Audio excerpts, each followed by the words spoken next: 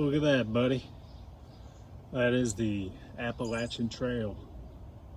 It's a trail that goes through 14 states, way down there in Georgia and all up the East Coast, and ends up way up there up top in Maine. I'm not there right now. As you can probably hear, I'm next to an interstate and underneath the flight path for the local airport, but here in a couple weeks I'll be up north doing a couple months southbound. Hey, let me show you something. Oh, hey, you gotta warn a guy before you turn around like that. Yeah, I want to show you something. Some of my gear over there, and just for grins, that's my dog.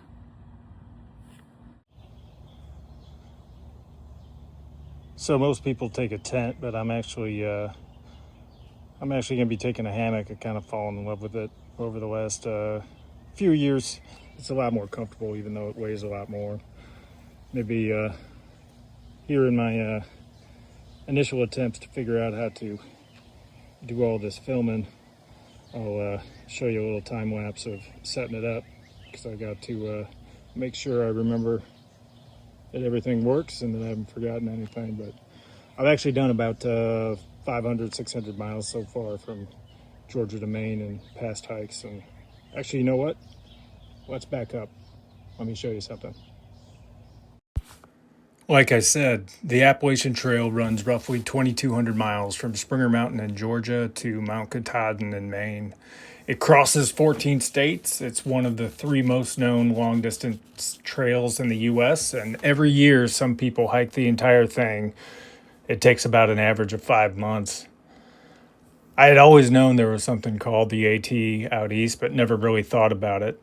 I had done some backpacking with a club in college, but never got too interested. But in 2016, I was on a lunch break, and I read a blog from a guy who had hiked the entire thing in a year. He talked about what it was like to disconnect from the daily grind and how content you are when you're only concerned with the bare necessities. In the past 10 years, I've gone out for multiple trips, and I've done about 600 miles. Back in 2016, when I first wanted to try it out, I had absolutely no idea what I was doing. I did some research online and gave it a shot. I couldn't convince anyone to go along, so I went solo. I had horrendously cheap and heavy gear, but it worked. On that first time, I drove to my endpoint and called a shuttle driver. All up and down the trail are people who make their full or part-time living driving hikers from one place to another, between towns and trailheads way off the beaten path.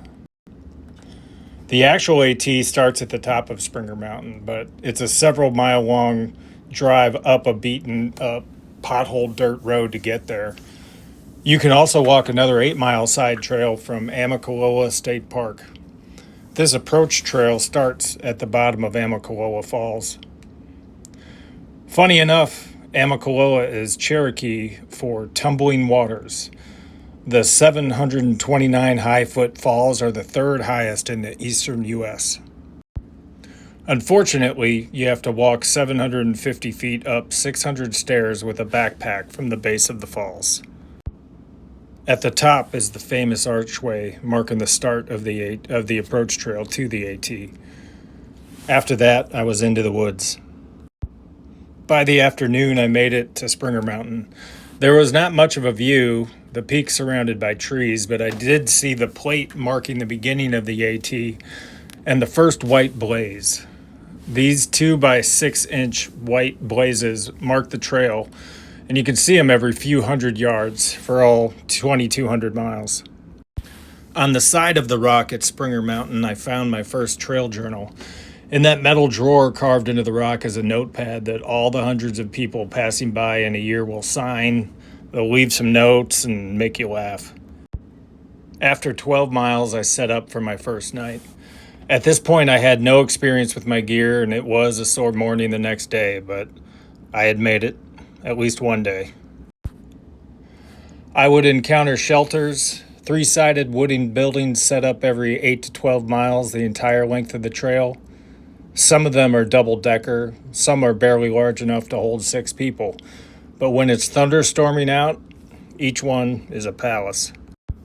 Some of the shelters even have fireplaces, a godsend when the temperatures are freezing.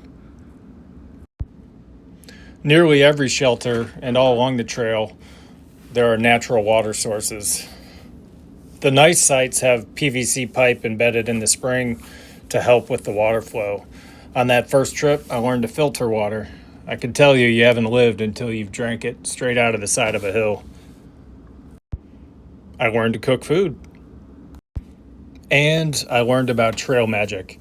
It's a bit of a ridiculous term, but it refers to getting help from those around you, oftentimes when you're in a bad spot.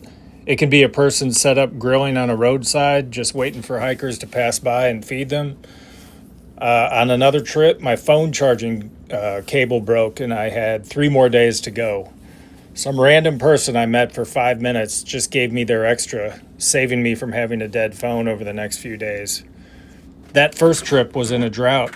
I was empty on water and I happened upon this cache right next to the trail in the deserted woods. There was nobody around. I took some of the sealed water. I did not drink the unsealed Fireball. One trip, I even found a Christmas tree decorated miles from any roadway. Even though I went hiking alone, there were always other people around, and actually my first trip was one of the weirdest encounters I had.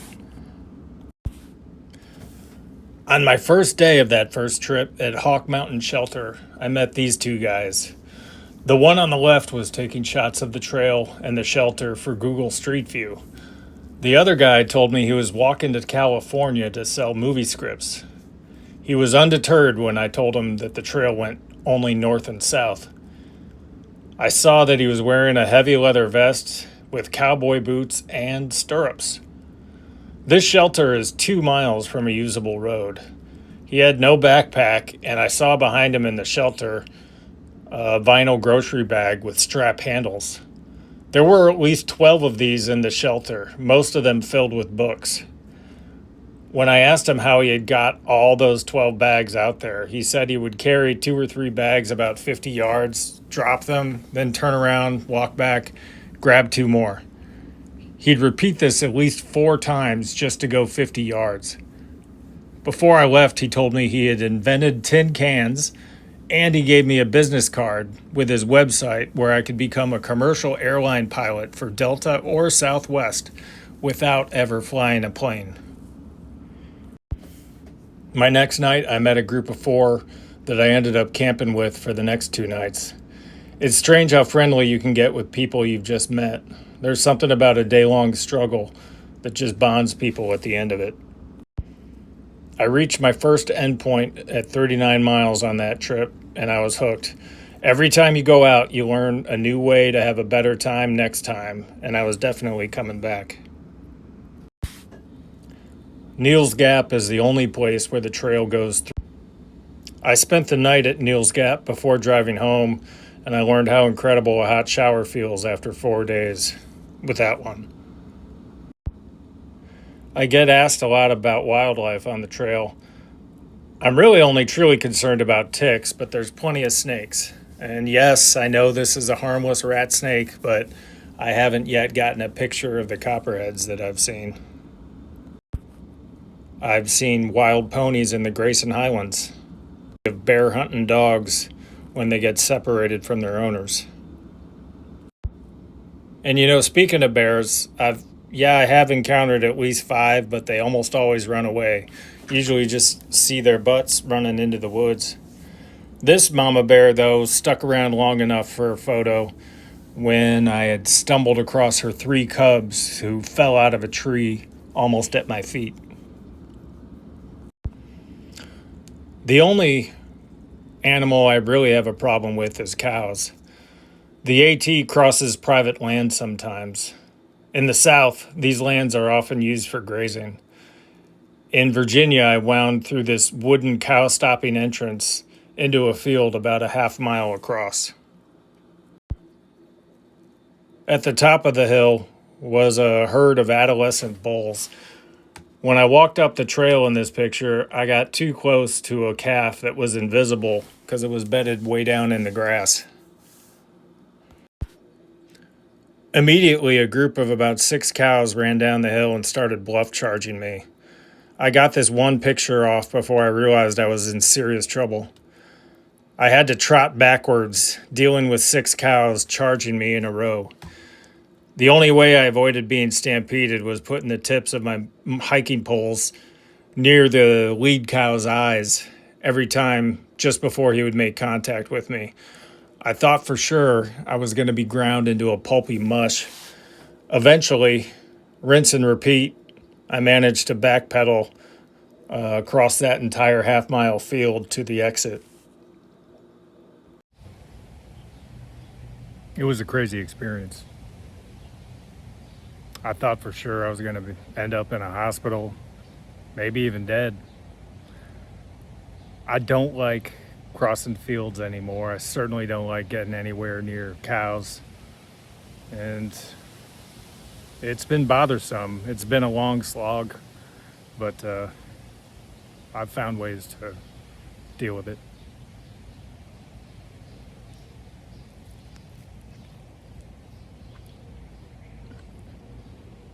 What? I've kept going back to the AT and I've enjoyed it every time. I would always start from wherever I left off the last time. Within a year, I had made it to North Carolina. My son came along for a couple trips in the Smokies. And once they saw I hadn't died yet, I had friends start to come along too. They actually taught me a lot of things I hadn't figured out myself yet. Some of my greatest trips were cloudless nights with these guys on top of mountains. As I said, hundreds of people set out every year with the intention to spend 5 months hiking the whole trail. About 90% usually start in Georgia in March and go north.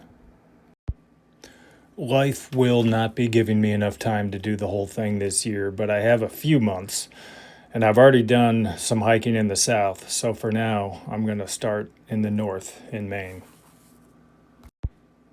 In a few weeks, I'll fly to Maine, and I'm going to climb Mount Katahdin the first day. The next few months after that are going to be through New Hampshire and into Vermont.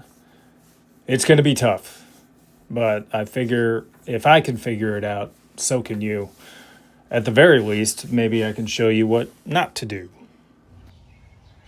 So yeah, I've learned a lot from other people's videos about how they do this whole process, and really made me feel like that I could do it on my own without anybody bringing me along, at least not in person. So I don't think that I've got it all figured out. I'm not going to necessarily do a whole equipment video and all that, but just because it's a little bit different, I'd show you just this hammock. Basically, you just set it up, and the thing I really like about it is in the middle of the woods, all you have to do is find 2 trees next to each other. I've slept on the side of a hill with a bunch of rocks and all kinds of crazy sharp stuff underneath me. And a lot of times people that have tents, even though they're lighter, they're kind of locked into trying to find a flat place for the night that also doesn't have water that's going to be rushing down a hill into them in the middle of the night. It takes a lot less time to set up a tent and tear up in the morning. But I really like the fact that I really can stay dry and really be comfortable and have a good night's sleep almost every night. Basically, this is obviously the tarp above it, just to keep the rain off you. This is a hammock. It's got a little layer here in between that you could stick a flat sleeping pad if you need to for extra warmth. This is sort of wraps up and keeps the entire hammock together once you're good for the night. It really helps with tear up and set down.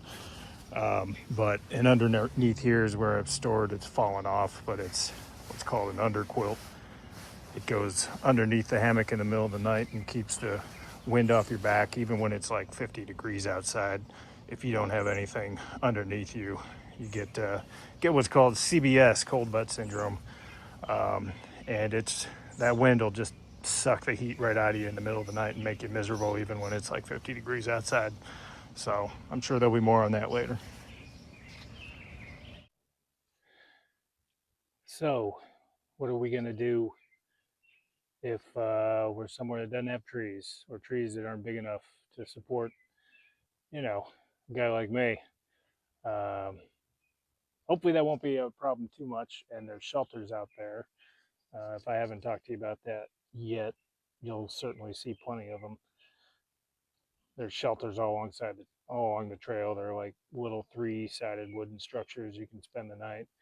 Um, so this is what I was going to try for this trip, just in case I ever need to figure out a place to stay down on the ground, and I got no other options without taking a bunch of new gear.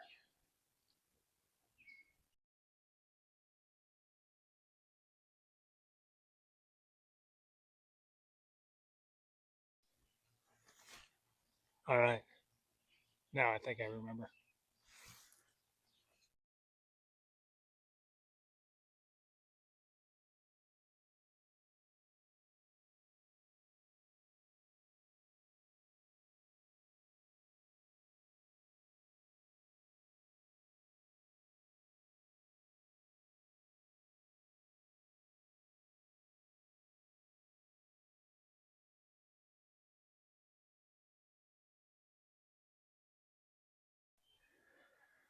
All right, so that was basically the idea.